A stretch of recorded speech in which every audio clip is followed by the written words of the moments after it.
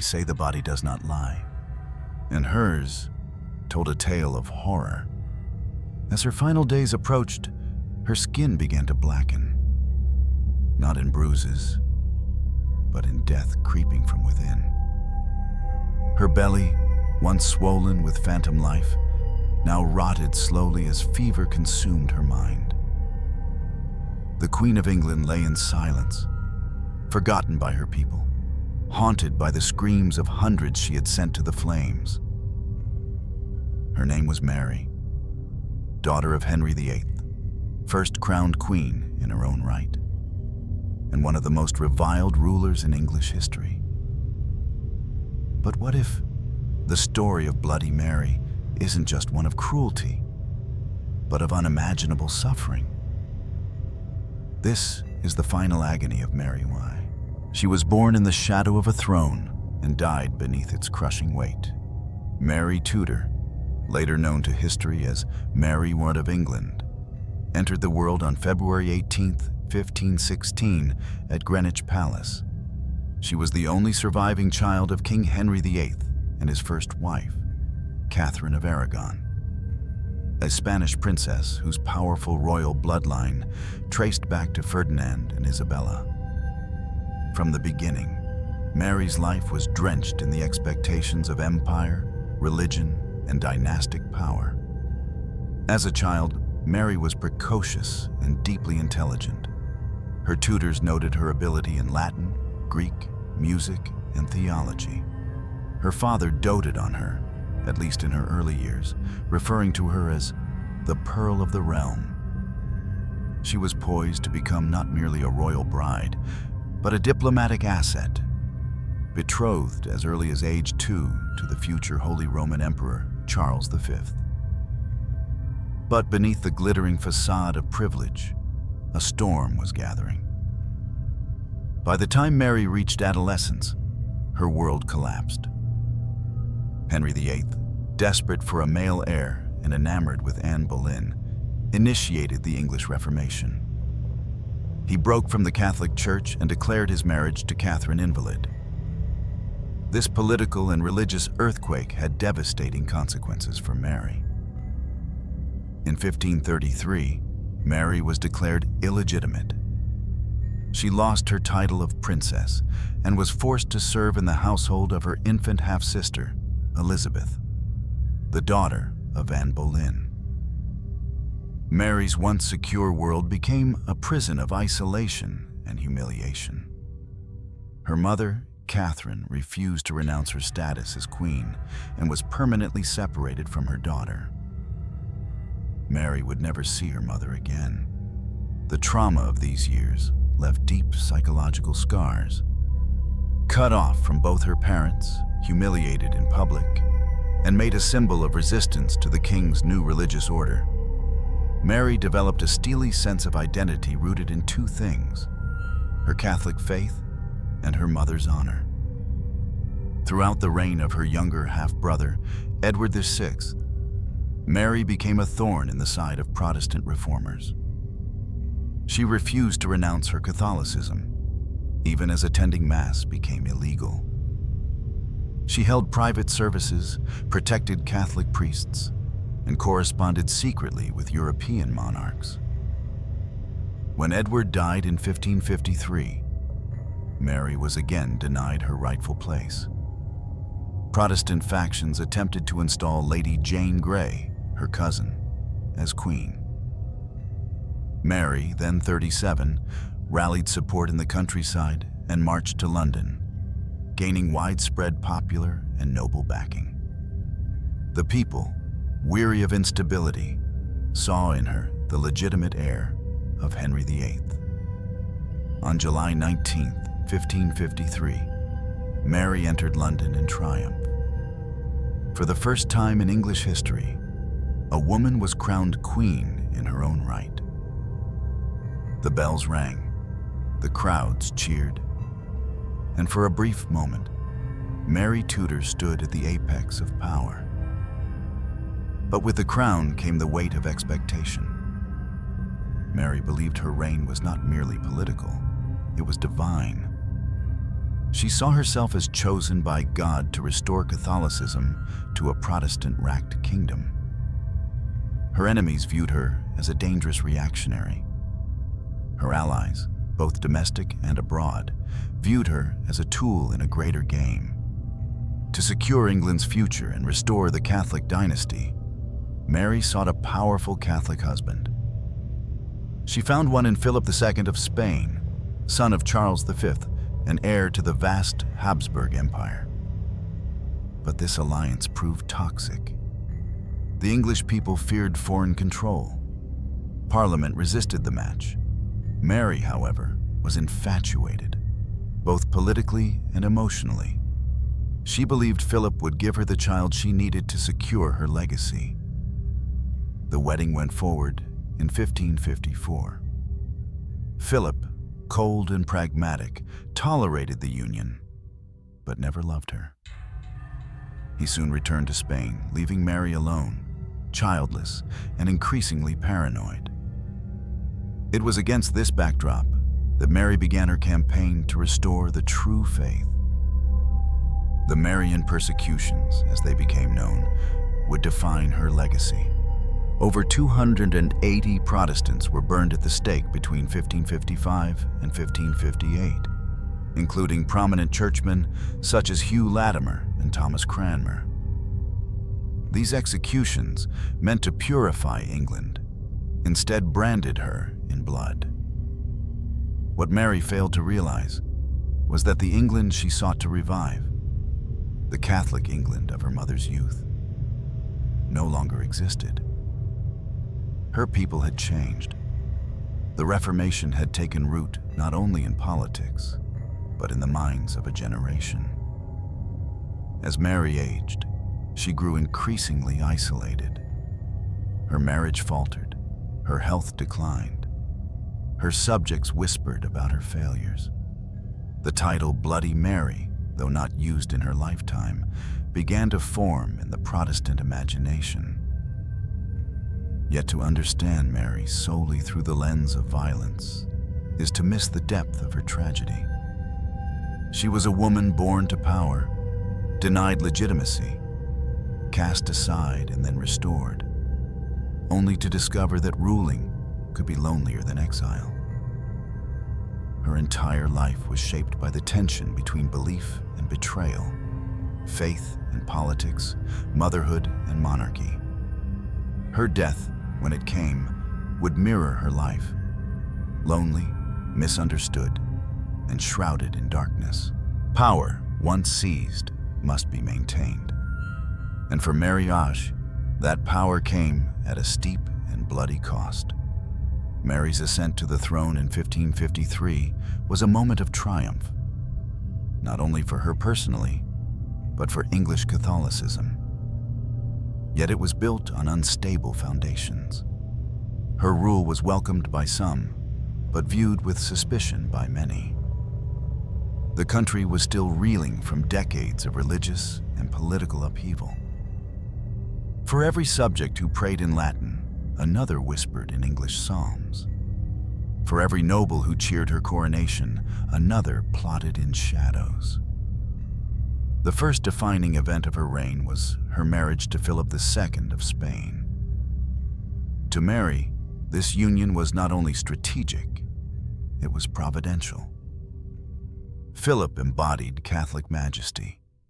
He was heir to the most powerful empire in Europe, a king-in-waiting who commanded fleets, gold, and armies. Mary believed he could restore England's international standing, and perhaps more urgently, provide her with the heir she desperately needed. But the marriage was a disaster. Philip arrived in England in 1554 with a cold demeanor and a heart set on diplomacy, not affection. He spoke little English, and his Spanish retinue made little effort to endear themselves to the English court. The people resented him, fearing their queen had become a puppet of foreign interests. Parliament limited Philip's powers, and public opinion turned swiftly. After 6 months, Philip departed, leaving behind a queen who was not only politically weakened, but personally shattered. The marriage had another consequence: the false pregnancy. In late 1554, Mary's abdomen began to swell. Her menstruation ceased, and she exhibited signs of pregnancy. Court doctors confirmed it. Bells rang out, baby clothes were sewn, and nurseries prepared. For months, the court waited, but the child never came. As summer turned to autumn, her belly receded. There were no cries in the royal nursery, only whispers. Some believed she had miscarried. Others thought she had lied. Modern historians suspect she suffered from a phantom pregnancy, a psychosomatic response to her intense desire for motherhood.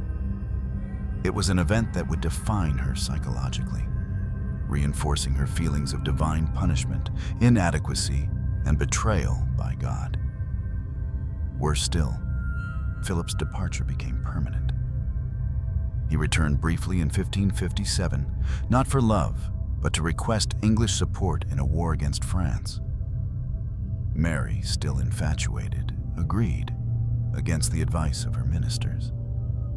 This led to one of the greatest national humiliations of her reign: the loss of Calais.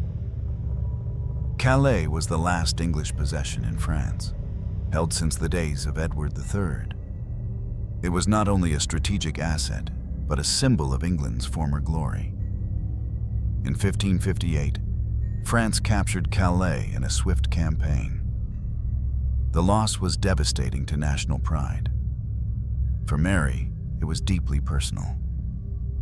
She is said to have whispered on her deathbed, "When I am dead and opened, you shall find Calais lying in my heart."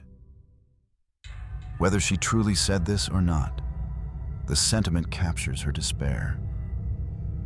Everything she had tried to restore, Catholicism, monarchy, dynastic power, was slipping from her fingers. Then came the Marian persecutions. Beginning in 1555, Mary unleashed a campaign to rid England of Protestant heresy. Under the leadership of Lord Chancellor Stephen Gardiner and Bishop Edmund Bonner, trials were held across the country. Heresy was punishable by death. The preferred method? Burning at the stake. The fires consumed over 280 men, women, and even teenagers. Some were well-known theologians. Others were simple villagers who refused to renounce their beliefs. These executions were not carried out in secret. They were public spectacles, intended to terrorize and purify. But they had the opposite effect. Rather than cow the Protestant population, the burnings galvanized it. Pamphlets, such as John Fox's Acts and Monuments, spread graphic depictions of the martyrs' courage and the cruelty of their executioners. Fox described how flames licked the feet of men who sang psalms as they burned. Women clutched their children, refusing to recant.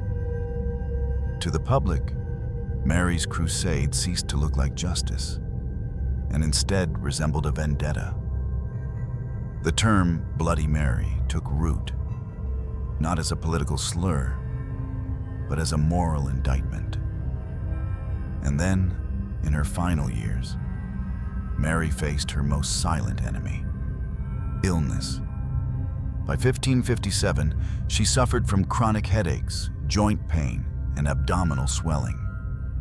Another supposed pregnancy began. Again, it ended in nothing. Her skin turned sallow. Her strength faded. Physicians were baffled. Some whispered of divine judgment. Others feared poison. But the truth was likely more tragic than sinister. Mary's body was simply collapsing from within. Yet throughout all this suffering, emotional, political, physical, Mary did not yield.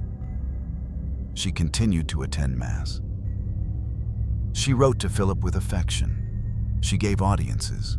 She signed laws. Her will, forged in abandonment and exile, endured. But that strength was now a hollow thing. She ruled from behind a curtain of pain, By 1558, all that remained was decline. Her enemies sharpened their knives. Her allies grew silent. Elizabeth, her Protestant half-sister, gained in popularity. And Mary, once the darling of Spain, the savior of Catholicism, the rightful heir of Henry VIII, was now a ghost in her own court. What had defined her fate? Was it her marriage, her childlessness, the blood she spilled? Or had her path been carved the moment her father cast her mother aside? Perhaps it was all of them. Each event, each humiliation, each loss, each flame was a rung on the ladder of her fall. And at the end of that ladder waited a death so grotesque, even history struggled to describe it. By 1557, Queen Mary I was no longer the triumphant monarch who had ridden into London with banners flying and crowds cheering. Her body, once carried with regal poise, now trembled under the weight of invisible afflictions. Her spirit, once aflame with righteous certainty, flickered, smothered by loss, grief, and decay. It began subtly. Fatigue, once brushed aside as mere exhaustion, became constant. Mary's hands ached. Her legs swelled. She complained of unrelenting pain in her lower abdomen. Her appetite waned. Sleep came in fits, haunted by visions, memories, and whispers of betrayal. Then came the second false pregnancy, an echo of the humiliation that had already scarred her. In late 1557, Mary again believed she was with child. Her stomach appeared distended, her menstruation stopped. But this time, there was no celebration. The court was subdued, skeptical. Even her physicians, though careful in speech, harbored doubts. As weeks passed, the truth became undeniable. There was no child, no heartbeat, no hope. Mary, devastated, reportedly told her attendants, "God is punishing me. He does not want me to be a mother." Modern historians believe she may have suffered from a tumor, perhaps ovarian or uterine cancer. Others suggest dropsy, edema, or a severe form of hormonal imbalance. In a time before diagnostic tools, Mary's physicians could do little but apply herbal poultices and offer prayer. But her suffering was not only physical, it was spiritual. Mary had built her reign upon the belief that God had chosen her to restore the true faith. The burnings, the executions, the suppression of Protestantism, these were, in her eyes, acts of divine justice. Yet now, lying in pain, childless, abandoned by her husband, and hated by many of her subjects, she began to question the providence she had once been so sure of. She withdrew from court affairs. Days passed in her chambers with only her ladies-in-waiting and confessor for company. She demanded Mass be held daily, sometimes multiple times. She asked for relics to be brought to her bedside. Crucifixes, the bones of saints, the Virgin's image. She wept often. Some described her demeanor as possessed by shadows. Her mental health deteriorated rapidly. Once articulate and shrewd in counsel, she now rambled, jumping between topics, revisiting old grievances, fixating on Philip's silence. She insisted that he would return. She sent him letters, pleading, affectionate, desperate. But Spain was distant, and Philip had long since moved on. Mary's sense of paranoia deepened. She suspected her servants of disloyalty, accused some of stealing her belongings, and feared that Elizabeth's supporters were poisoning her mind. Or worse, her food. She began refusing certain meals. She drank only from specific goblets. Her distrust isolated her further. Meanwhile, her body continued to betray her. She developed chronic insomnia and skin lesions. Her hair thinned. Her eyes grew hollow. She lost weight rapidly, then swelled again in her midsection, possibly due to fluid accumulation. Her skin turned pale, then yellow, then, in some areas, almost black, a sign of organ failure or necrosis. The royal physicians recorded symptoms without understanding their meaning: vomiting, jaundice, hallucinations. One account, from an anonymous courtier, described her as a figure of death cloaked in velvet. The stench of sickness clung to her garments. Her breath was labored, her gaze distant.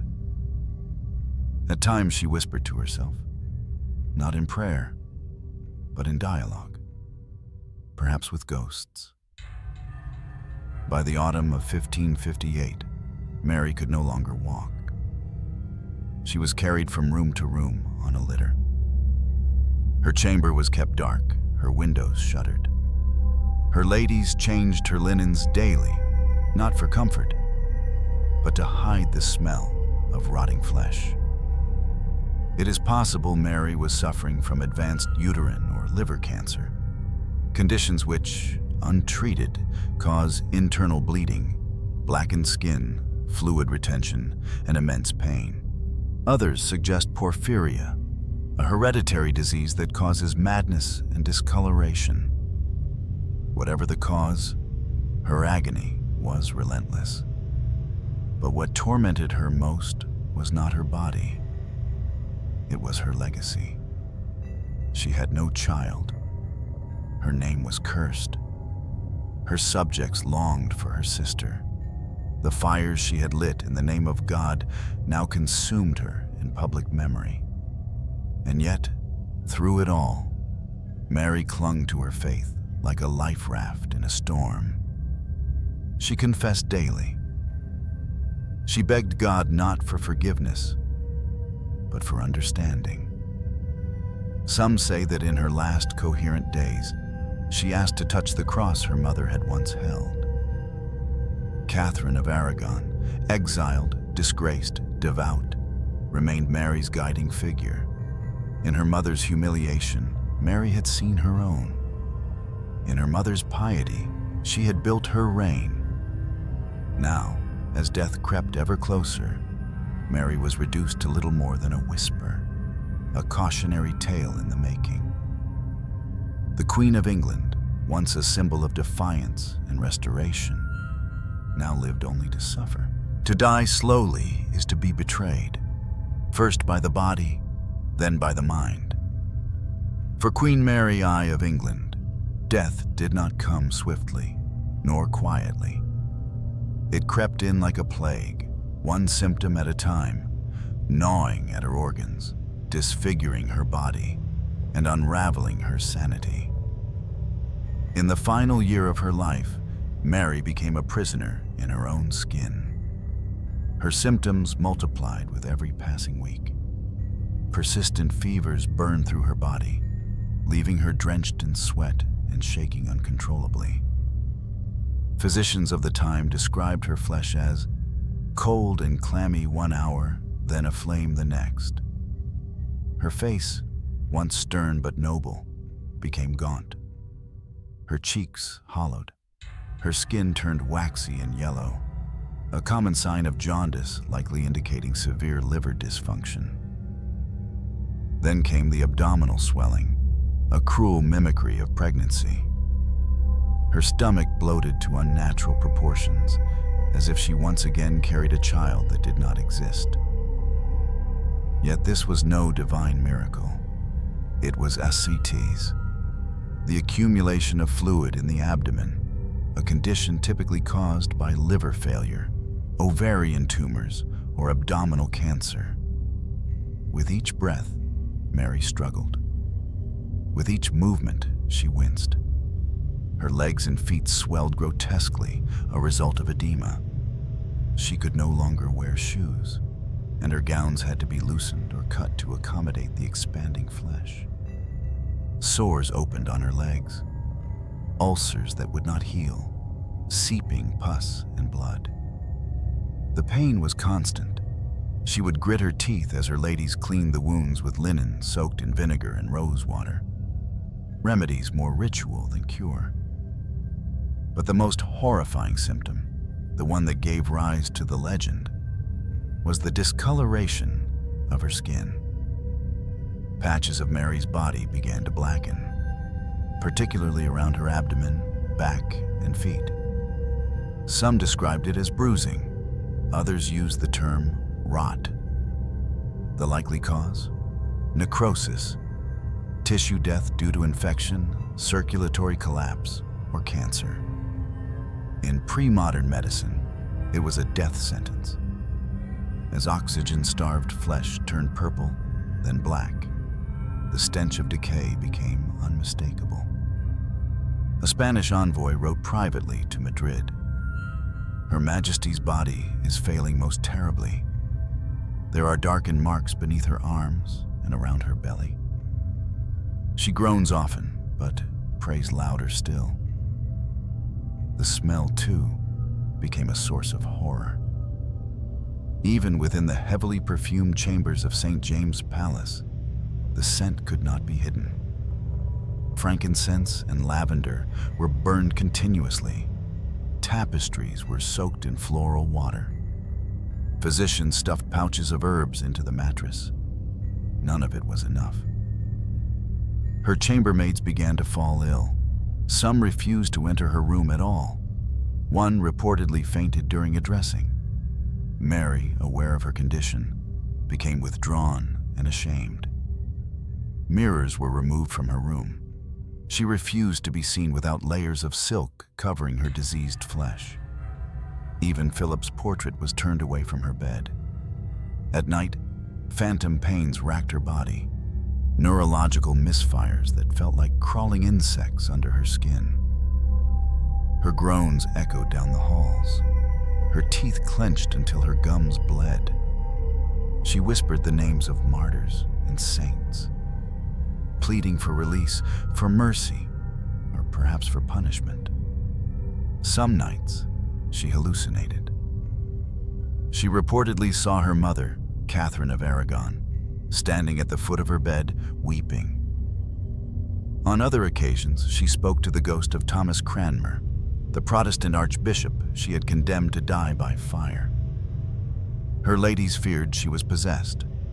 The royal chaplain insisted she was merely tested by God in spirit and flesh. She could no longer eat solid food. Broths were spooned into her mouth, but she often vomited them back up. Her digestive system likely compromised by internal tumors or infection.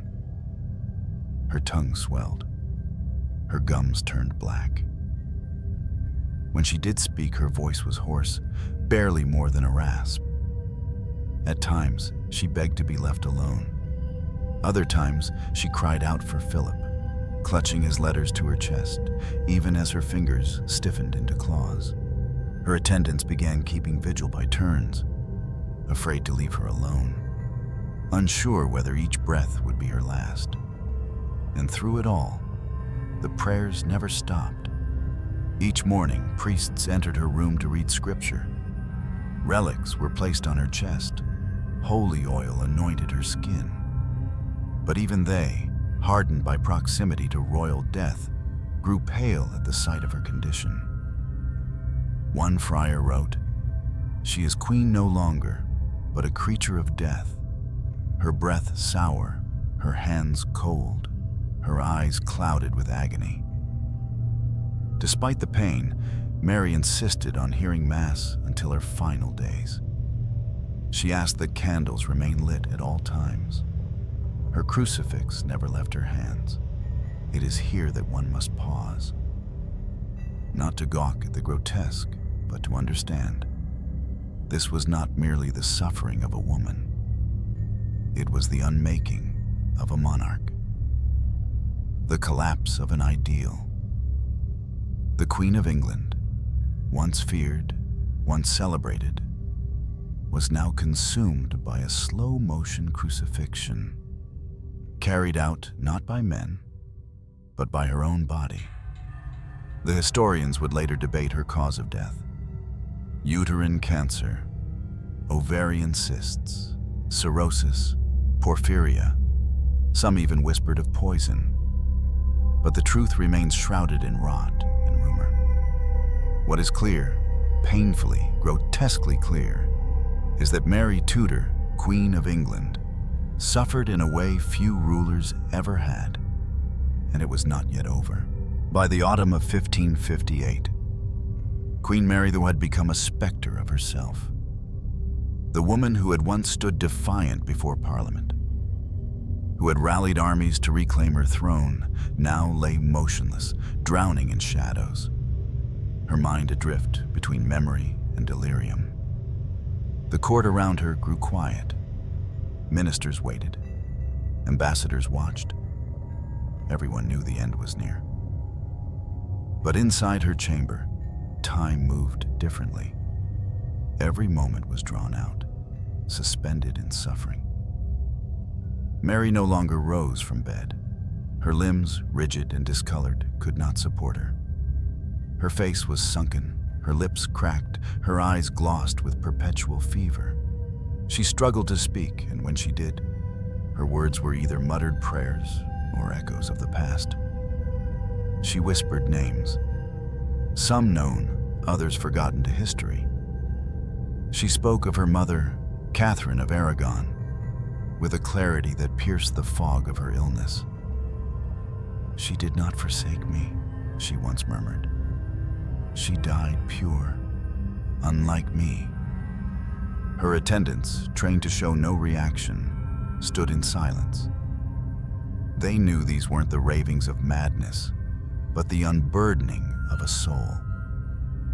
To those who remained at her side, it became clear: Mary was haunted, not only by her mother's memory or Philip's absence, but by the countless deaths that had stained her reign. She had not expressed regret, not publicly, not even privately in confession. But now, in the dim flicker of her life's end, her prayers took on a different tone. She no longer prayed for victory or vindication. She prayed for understanding, for release. Sometimes she wept.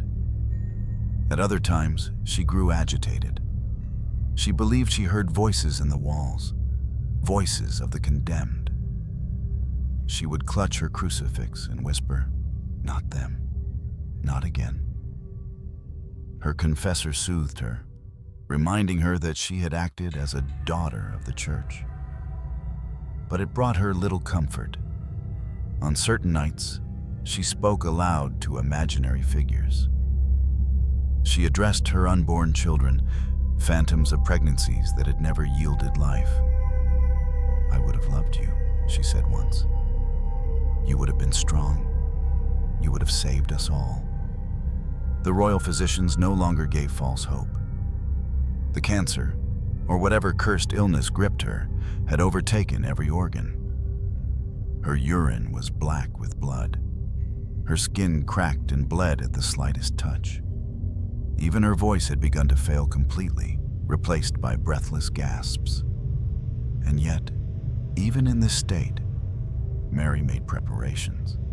In moments of lucidity, she summoned clerks to dictate her will.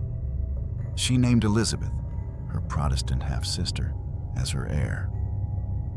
It was a bitter decision. Mary had fought all her life to restore Catholicism, only to pass her crown to the very person who would undo it all. But she had no choice. The Tudor line had thinned, and the country could not afford another succession crisis. She instructed her ladies to bury her next to her mother, not in splendor, but in peace. She ordered masses for her soul to be said in perpetuity. She gave away what little comfort she had left: a jeweled rosary to her most loyal maid, a psalter to her chaplain, a lock of hair to be sent to Philip, if he would accept it. In the final week, silence reigned in her chamber. The only sound was the soft sobbing of her women and the occasional rustle of fabric as they turned her aching body. She could no longer eat, no longer drink. The royal surgeons lanced her swollen belly to relieve the fluid, but it only worsened her agony. The bed became soaked, first with water, then with blood. On the night of November 15th, 1558, a priest gave her final rites. She could not respond, but tears slipped from her eyes as the oil touched her forehead. That same night, it is said, she stared at the ceiling for hours, eyes wide. When asked what she saw, she only replied, "Flames." 2 days later, at dawn, Mary stirred for the last time. She attempted to speak. No one could understand her. Her lips moved slowly, then stopped. Her chest rose, then fell. And then, nothing. She died on November 17th, 1558, at St. James's Palace. She was 42 years old. The silence that followed was not immediate grief. It was relief. Courtiers, once bound by duty to a dying monarch, now scrambled to pledge allegiance to Elizabeth. The palace, once draped in incense and prayer, shifted to coronation preparations. But for those few who had stayed, who had watched Mary rot and unravel, her death was not a moment of closure. It was a rupture between belief and failure, between legacy and ruin. The first Queen Regnant of England had died not in glory, but in isolation, consumed by disease, regret, and the ghosts she could never silence. The death of a monarch is rarely simple. It echoes through chambers and centuries alike. But the death of Mary, daughter of Henry VIII, England's first reigning queen, was quieter than anyone expected. No proclamations marked the exact moment. No great bell tolled the instant her soul slipped away. Instead, it began with stillness. On the night of November 16th, 1558, the Queen was no longer conscious. Her body had grown stiff, curled in on itself like a dying leaf. Her skin, once flushed with fever, had cooled to a deathly pallor. Her mouth hung slightly open, and her eyes, though unseeing, remained half-lidded, locked on a ceiling she could no longer comprehend. There were no grand witnesses, no foreign envoys, only a handful of women, exhausted and tearful, and a lone priest whispering scripture into the dark. She had not spoken for hours, but her lips moved faintly, forming fragments of prayer, or perhaps hallucinated farewells. Some believed she muttered the names of martyrs. Others swore she said Calais. It was a word she had carried with her, like a wound. In these final hours, her breath grew ragged, labored, and uneven. Each inhale seemed a struggle between will and resignation. Her chest rose in shallow waves, barely lifting the heavy covers that cloaked her broken form. Her hands, once white and soft, had turned the color of bruised plums. Fingers curled, nails blackened. The candle beside her flickered. A draft passed through the chamber, and then it stopped.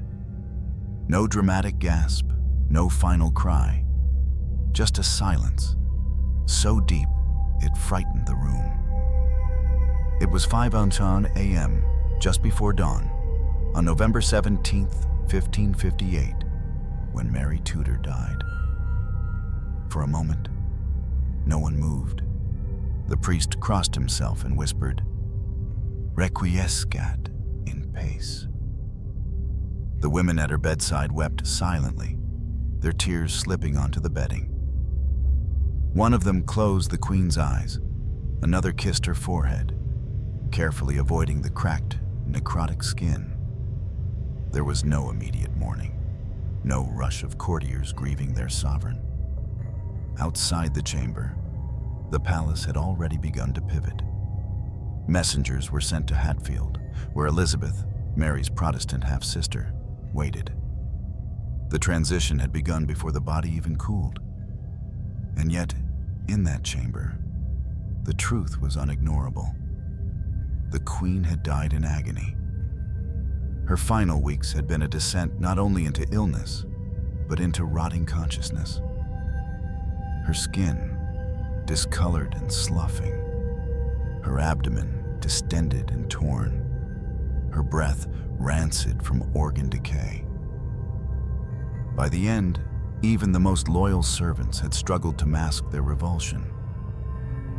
The stench had become unbearable. As her body was prepared for burial, attendants attempted to clean her. But the corpse had begun decomposing, even before death.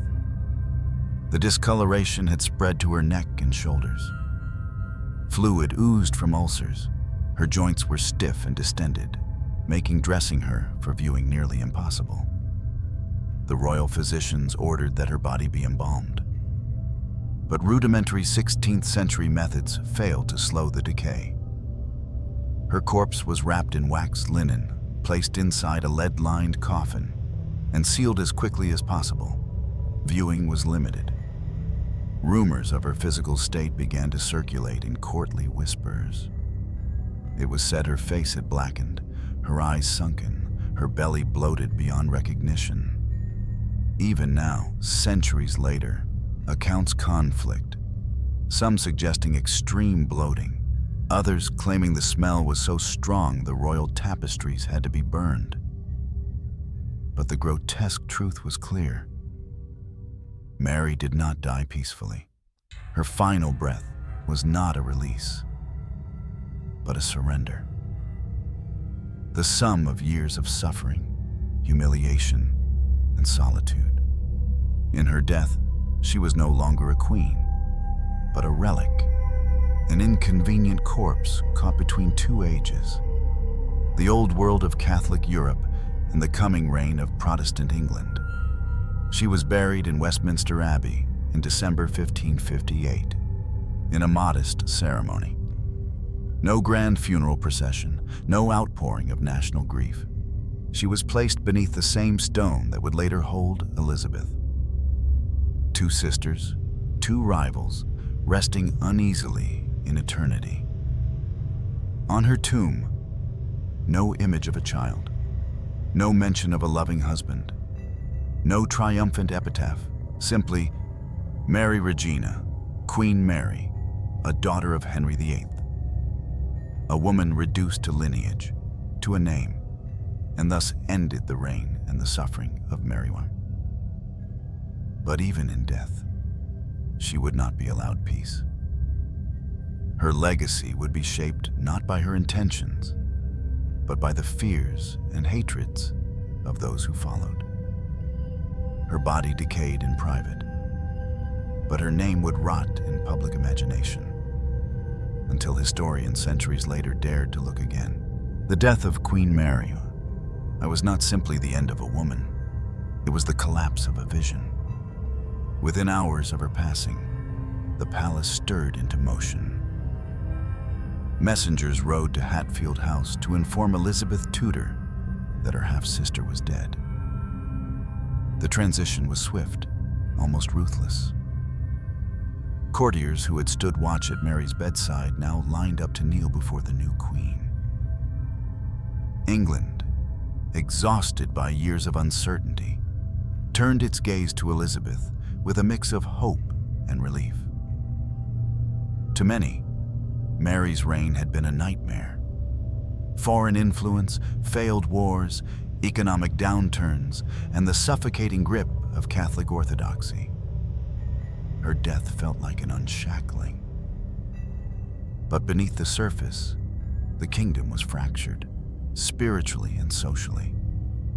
Mary's most immediate legacy was the reversal of her religious reforms. Within weeks of Elizabeth's accession, England swung sharply back to Protestantism. Catholic bishops were dismissed. Latin Mass was banned. The Book of Common Prayer returned. Monasteries remained dismantled, their ruins left as reminders of a faith no longer welcome. The Protestant Reformation, interrupted by Mary's devout crusade, resumed with a vengeance. Those who had served Mary, her loyal bishops, her Catholic confessors, even her Spanish allies, were quietly pushed aside. Some fled to the continent, others faded into obscurity. The Marian martyrs, once burned for heresy, were canonized in Protestant memory. Their ashes, scattered across English soil, became sacred symbols of resistance. The term Bloody Mary emerged during this time, not during her reign, but immediately after, as a tool of Elizabethan propaganda. Protestant writers, eager to bolster the legitimacy of Elizabeth's rule, painted her sister as a tyrant, a bigoted, hysterical woman who had bathed England in fire. The most famous of these accounts was John Foxe's Acts and Monuments, popularly known as Foxe's Book of Martyrs, which recounted the executions under Mary in graphic, moralizing detail. It was in Foxe's pages that the idea of Mary as a religious monster took permanent root. But the transformation wasn't only ideological, it was also personal. Elizabeth ordered her own image as queen to be crafted in stark contrast to Mary. Where Mary had been dour, modest, and private, Elizabeth presented herself as radiant, glorious, almost divine. She wore jewels, posed for grand portraits, and cultivated the image of the Virgin Queen, untouchable, uncorrupted. In doing so, she rewrote the role of monarchy, casting her sister into shadow. Mary became a cautionary tale. The queen who had married a foreign prince, burned her people, and died unloved and childless. Elizabeth, in contrast, became the nation's savior. Even in death, Mary was marginalized. Her funeral procession was small, quiet. She was laid to rest in Westminster Abbey, but her grave went unmarked for years. When Elizabeth died in 1603, she too was buried in Westminster in the same tomb. A stone was later added to the site, but it honored Elizabeth alone. The inscription reads, "Partners in throne and grave, here rest two sisters, Elizabeth and Mary, in hope of the resurrection." But hope was not equally shared. Elizabeth's name is gilded, Mary's almost invisible. Outside of England, the reaction to Mary's death was more complex. In Spain, where Philip II had once been her husband and co-monarch, the news was met with strategic calculation. Philip expressed sorrow, but immediately offered to marry Elizabeth, seeking to maintain influence over the English crown. Elizabeth declined. England would remain out of Catholic control. In Rome, the papacy mourned the loss of a true daughter of the Church. Mary had restored communion with the Vatican, persecuted heretics, and defied the Protestant tide. Her death was seen as a tragic loss in the great struggle for the soul of Europe. But in England, her memory turned to ash. Statues were never built. Cathedrals were never renamed. Her image was largely erased from public life. Her name was invoked not in reverence, but in fear. Parents warned their children of Bloody Mary. Protestants used her as a rallying cry. Her policies were cited as justification for future anti-Catholic laws. Yet this historical vilification was neither fair nor complete. Mary had inherited a broken kingdom. She had ruled alone in a man's world, navigated betrayal, war, and illness. Her intentions, however misguided in execution, had been shaped by trauma, by exile, and by a deep, unshakable faith. She had not killed for pleasure. She had not sought tyranny. She had simply believed, too fervently, too inflexibly, that she could save England's soul. History, however, does not reward nuance. In the centuries that followed, Mary's reign was summarized by a single word: blood. But for those willing to look deeper, the true aftermath of her death was not just political. It was human. It was the silencing of a woman who had never truly been allowed to speak in her own time. A queen torn between love and duty, faith and failure. And in her silence, a myth was born, one that would echo for generations. History, they say, is written by the victors. But sometimes, it is rewritten by time. Mary Tudor's legacy was forged not in the courtrooms of her reign, but in the decades and centuries that followed. And for most of that time, her name was synonymous with terror. Bloody Mary, a figure of religious fanaticism, blind cruelty, and personal failure. But this was only one version of Mary, and perhaps the least truthful. Her reputation was crafted by enemies, Elizabethan propagandists, Protestant chroniclers, and a succession of male historians who viewed her through the lens of her gender and her religion. The narrative they created was simple and powerful. Mary as the antithesis of Elizabeth. Where Elizabeth was glorious, wise, and merciful, Mary was bitter, weak, and bloodthirsty. The truth is infinitely more complex. Modern historians have begun to reassess her reign, not to exonerate, but to contextualize. They examine not only what Mary did, but why she did it.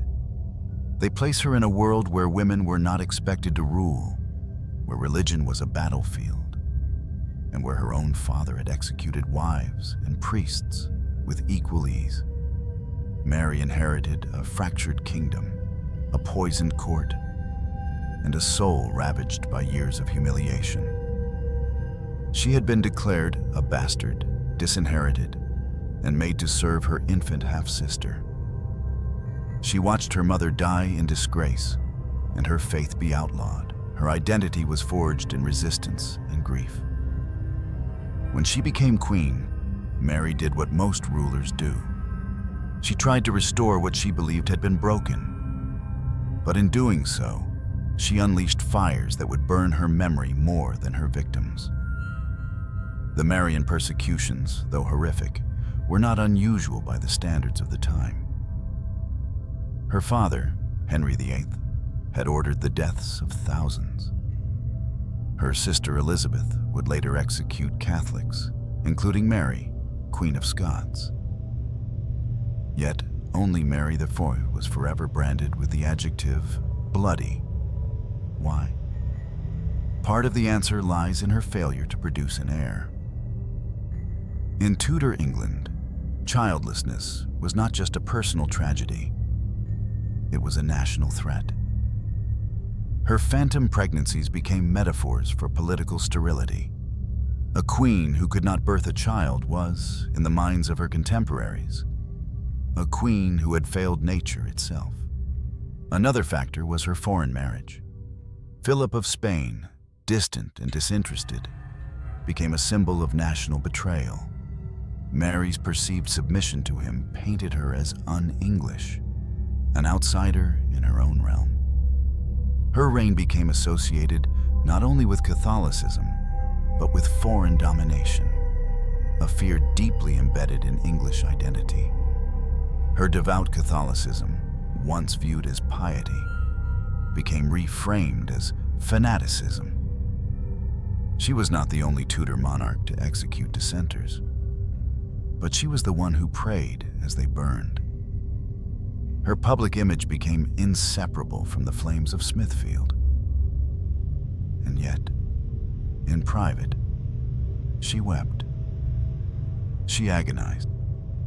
She believed she was saving souls, not condemning them. But that nuance was stripped away by the narratives that followed. And so, Bloody Mary was born, a ghost story, a cautionary figure, and a reflection of Protestant anxieties. But today, that narrative is under revision. Scholars now describe her as England's first female sovereign, not in name, but in power. She faced resistance no male king ever would, not only for her policies, but for her very right to rule. She governed a deeply divided kingdom, resisted coups, reasserted royal authority, tyrant, and maintained control for 5 years without descending into civil war. Her financial reforms, especially in coinage and customs, were effective and enduring. Her naval reorganization laid the groundwork for Elizabeth's later successes. Her insistence on religious unity, though brutal, reflected a European norm. She did not fail because she was incapable. She failed because the world she inherited was already fractured beyond healing. Her religious policies, while tragic in consequence, were deeply sincere. Mary was not a tyrant who burned for pleasure. She was a believer who saw herself as a tool of divine justice. She cried after executions. She begged Philip for guidance. She confessed daily. These are not the actions of a monster. They are the marks of a woman who believed too much in salvation to see the cost. And perhaps that is the most human thing about her. For all her royal robes and sacred oaths, Mary Tudor was a woman of contradictions. Strong yet broken, devout yet unforgiving, regal yet deeply wounded. Her reign was not glorious, but it was monumental. She changed England forever, through her failures, through her faith, and through the legacy others carved in her name. Today, the ghost of Bloody Mary still lingers. In mirrors, in nursery rhymes, in half-remembered legends. But beneath that ghost is a woman, a queen, a human being. One who lived in agony, ruled in fear, and died in darkness. Not a monster, but a martyr to her own convictions. What do we remember when we say a name? A legacy or a shadow? Bloody Mary is a name that lives on, not through statues, but through whispered fear. A game played in dark mirrors, a story passed in shivers. Her image has long been that of the monster queen, cold, cruel, and condemned. But perhaps that image says more about us than about her. We want our history clean, divided between heroes and villains. We want the Virgin Queen radiant and the Catholic Queen ablaze. We crave simple symbols because they comfort us. They give us a world with borders, moral, political, spiritual. But history rarely grants us that. Mary, I was not simple. She was not clean. She was not kind. And she was not evil. She was a child denied love. A princess turned into a pawn. A woman burdened by a crown in a world that hated queens. She believed fiercely, so fiercely that she could not see the horror her beliefs caused. She burned heretics, yes, but she also burned with her own wounds. Betrayal, infertility, isolation, and illness. And when death finally came, it didn't take her quickly. It stripped her piece by piece. Body, mind, then memory. She died without a child to carry her line, without a monument to tell her story, without the affection of her people.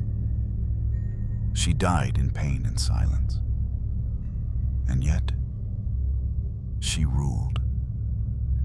She ruled when no woman ever had. She claimed the crown with fire in her lungs and steel in her soul. She outmaneuvered rivals, quelled rebellion, led England alone through war and plague. She made decisions, terrible ones, yes, but also brave ones. She did not inherit peace. She inherited wreckage. And in that wreckage, she tried, desperately, to make sense of it all. This is not a redemption of Mary. Her hands were stained. Her reign was flawed. But it is a restoration of humanity, the one thing denied her by centuries of myth. For even monsters have stories. And if we dare to look beneath the labels, we find something more uncomfortable and more real. A woman trying to make meaning out of suffering. In her agony, we see echoes of our own. The fear of being forgotten. The terror of watching our body betray us. The guilt of actions we can no longer undo. The need to believe, even when belief hurts others. Mary's life is a mirror, a dark one, but a mirror nonetheless. In it, we see not just the cost of power, but the cost of being human in history's merciless eye. So next time her name is whispered, at sleepovers, in ghost stories, in cruel nicknames, remember the woman behind the myth. Remember the child exiled by her father, the bride abandoned by her husband, the queen who prayed while she burned, the sister buried beneath the name of another. Mary Tudor, not just Bloody Mary, but Mary, a woman, a soul, a tragedy worth remembering. Mary's story is not just a historical tragedy. It's a mirror held up to the uncomfortable truths of power, belief, and how history remembers us. She was not a monster. She was a woman born into conflict, shaped by abandonment, driven by faith, and destroyed by isolation.